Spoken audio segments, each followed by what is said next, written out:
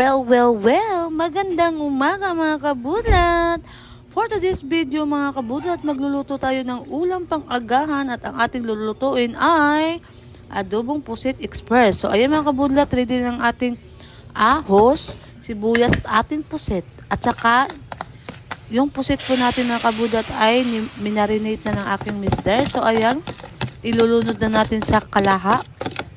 At saka i-mix lang natin yan. Mikos lang yan mga kabudlat kasi nga express, diba? So ayun mga kabudlat, pakuluin lang natin yan. At saka natin takpan. Tayo natin ng mga ilang minuto para maluto. So ayun mga kabudlat, express nga, diba? So luto na ang ating adobong pusit express.